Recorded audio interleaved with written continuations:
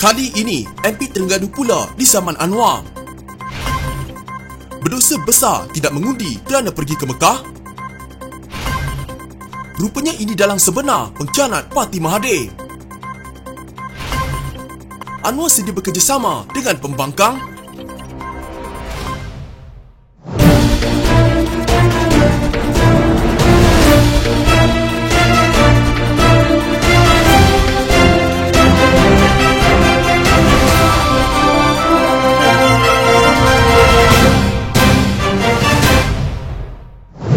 Perdana Menteri Anwar Ibrahim memfailkan saman terhadap Ahli Parlimen Kuala Terengganu, Datuk Ahmad Amzad Hashim atas dakwaan mengeluarkan kenyataan berbau fitnah bahawa dia berbohong menerima gaji RM1 ketika menjadi penasihat ekonomi Selangor. Anwar 75 selaku plaintiff memfailkan saman itu menerusi Tertuan SN Nair and Partners di Mahkamah Tinggi Kuala Terengganu dengan menamakan Ahmad Amzad sebagai defendant tunggal. Peguam SN Nair yang mewakili Anwar ketika dihubungi bernama berkata, saman itu difailkan pada 3.59 petang. Dalam penyataan tuntutan, pengerusi Pakatan Harapan itu mendakwa pada 7 Disember lepas, defendant telah membuat beberapa kenyataan kepada sekumpulan pelanggan semasa menjamu selera di sebuah restoran. Dakwa Presiden PKR itu kenyataan terbabit telah diterbitkan semula di aplikasi TikTok di bawah nama Alias Nelly 3868 pada hari sama 7 Disember dan mendapat tontonan melebihi 4,980 kali, 62 komen, 116 butang like, 18 butang favourite dan 50 kali perkongsian serta boleh diakses hingga kini. Anwar yang juga Menteri Keuangan berkata kenyataan fitnah itu telah dipetik dan diterbitkan oleh Malaysia Kini keesokannya iaitu 8 Disember. Menerusi artikel bertajuk Selangor Economic Advisor Job, Anwar seeks public apology from MP. Dakwa plaintiff kenyataan fitnah itu antaranya membawa maksud dia iaitu Anwar tidak boleh dipercayai serta tidak jujur mengenai penerimaan jutaan ringgit daripada Kerajaan Selangor sebagai penasihat ekonomi,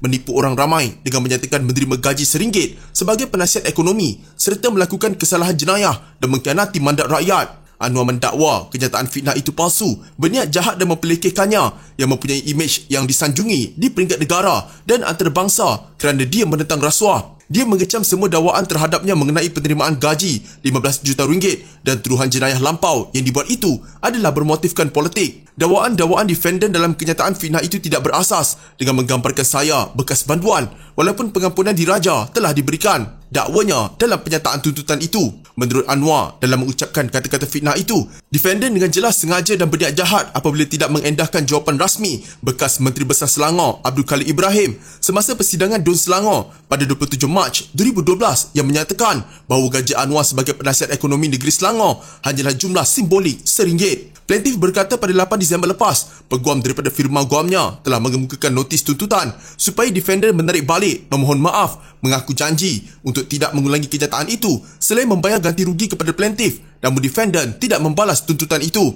Oleh itu, plaintiff menuntut ganti rugi am dan pampasan serta ganti rugi teruk dan teladan selain memohon perintah injangsi untuk menghalang defendant daripada terus menerbitkan atau mengedarkan kenyataan fitnah serupa. Kenyataan Presiden PAS Abdul Hadi Awang yang menganggap seseorang berdosa besar jika tidak mengundi kerana pergi ke Mekah mendapat sokongan daripada Dewan Ulama parti itu. Menurut sayap utama PAS berkenaan, kenyataan Abdul Hadi itu adalah tepat dan perlu dilihat sebagai seorang guru yang mendidik anak muridnya. Ketua Dewan Ulama PAS Pusat Ahmad Yahya juga berkata, mereka berpandangan kenyataan dibuat Abdul Hadi itu membuktikan betapa beruntungnya rakyat di negara ini hidup dalam masyarakat yang dipimpin oleh para alim ulama yang mursyid. Kata Ahmad, kenyataan Abdul Hadi bukanlah bertujuan untuk menyangkal keutamaan ibadah umrah, sebaliknya mengutamakan ummah serta menyeluruh. Tan Sri Tuan Guru Presiden Abdul Hadi menulis, menyampaikan teguran ibarat seorang guru yang mendidik anak muridnya. Pedih untuk diterima, tetapi begitulah hakikatnya. Tiada siapa boleh mengubah prinsip keutamaan yang digariskan oleh syarak, katanya. Semalam Abdul Hadi membuat kenyataan dengan menganggap seseorang yang ke tanah suci dengan meninggalkan pilihan raya sebagai berdosa besar. Ahli Parlimen Marang itu juga mengaitkan hujahnya dengan suasana perang dan menggambarkan bahawa Islam di negara ini sedang diancam oleh pihak tertentu. Seperti selalu diturut mengaitkan kenyataan politiknya dengan DAP dan suasana pilihan raya yang didakwanya membabitkan penyertaan besar-besaran orang bukan Islam berbanding orang Islam. Kira-kira 98% orang bukan Islam dari seluruh negara dan pelosok dunia yang jauh dikerah untuk mara mengundi bagi mendapatkan kuasa dalam tanah air kita ini dengan menyokong DAP dan kumpulannya yang menjadi wadah perjuangannya. Walaupun mereka mengeluarkan belanja sendiri, malangnya orang Islam yang keluar mengundi hanya sekitar 60%, kata Abdul Hadi. Dalam pesanannya itu juga dia memulakan dengan memetik ayat Al-Quran mengenai amaran seksaan terhadap orang Islam yang enggan berjuang serta kemungkinan mereka akan digantikan dengan kaum yang lain. Abdul Hadi berkata, Rasulullah SAW mendahulukan asas memelihara agama dengan menjadikan ia satu kewajipan. Bagaimanapun seorang saintis data, Tivesh Tiva berpendapat, keadaan pada PRU lalu adalah sebaliknya.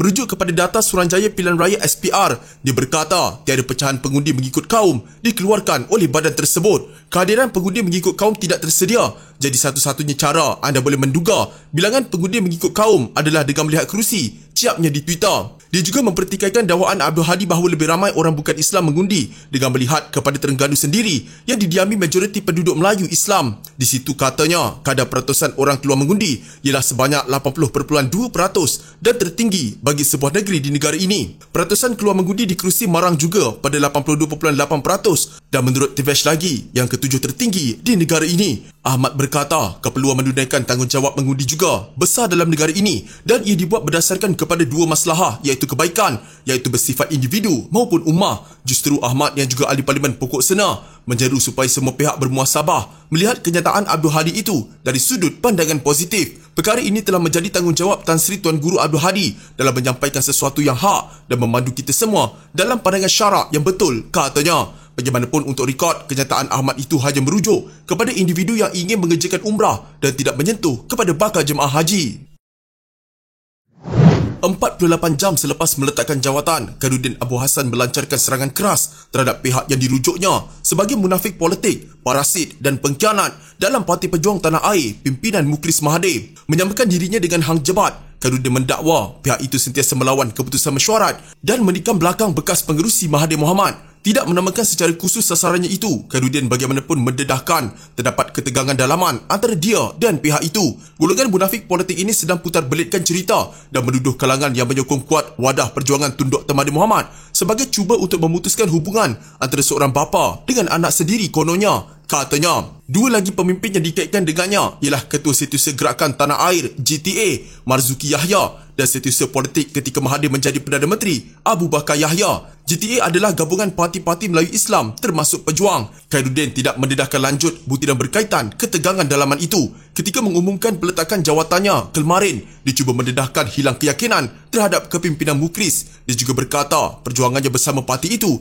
tidak lagi relevan memandangkan Pejuang telah menerima peletakan jawatan Mahathir sebagai pengurusinya. Khairuddin dan pemimpin Pejuang dan GTA yang dihubungi Malaysia kini rata-rata enggan mengulas lanjut berkaitan apa sebenarnya yang berlaku. Satu sumber berkata, terdapat pandangan supaya Pejuang mengambil pendekatan mesra kerajaan baru dengan harapan dapat memasuki pilihan raya negeri tahun depan dengan lebih mudah. Satu pihak lagi pula didakwa mahu Pejuang kekal bebas dan dibina semula dari bawah. Bagaimanapun dakwaan ini masih dakwaan sebelah pihak dan belum disahkan dengan pihak lain. Perdana Menteri Anwar Ibrahim memberi jaminan dia sedia bekerjasama dengan semua pihak termasuk negeri yang diketuai Kerajaan Pembangkang. Anwar berkata langkah itu diterjemah menerusi lawatannya ke Kelantan, negeri pertama dikunjunginya sejak berkhidmat sebagai Perdana Menteri. Saya sudah beritahu sebelum ini, tugas saya sebagai Perdana Menteri adalah berusaha mentadbir dan mengurus negara dengan sebaik mungkin. Soal pilihan raya, rakyat yang memilih. Tanggungjawab saya selepas diberi amanah adalah mengurus dengan baik tanpa mengira negeri, dan tumpuan saya soal banjir adalah di Kelantan memandangkan negeri ini banjir. Kalau bercakap soal pelabuhan, mungkin sesuai di Johor, kita ikut keutamaan, katanya pada sidang media selepas mengadakan lawatan di Pusat Pemindahan Sementara PPS Sekolah Menengah Kebangsaan Tengku Panglima Raja di Pasir Mas. Turut hadir Menteri Pendidikan Fadlina Siddiq, Menteri di Jabatan Perdana Menteri Sabah, Sarawak dan Tugas-Tugas Khas Armizan Muhammad Ali dan Menteri Besar Kelantan Ahmad Yaakob. Mengulas lanjut, Anwar berkata dia sedia menerima kunjungan daripada Ahmad bagi membincangkan isu pembangunan negeri ini. Saya beri jaminan bukan saja hari ini tetapi pada masa depan sekiranya ada keperluan, saya sedia menerima dia sama ada di pejabat untuk berbincang hala tuju untuk kepentingan rakyat dan pembangunan, katanya.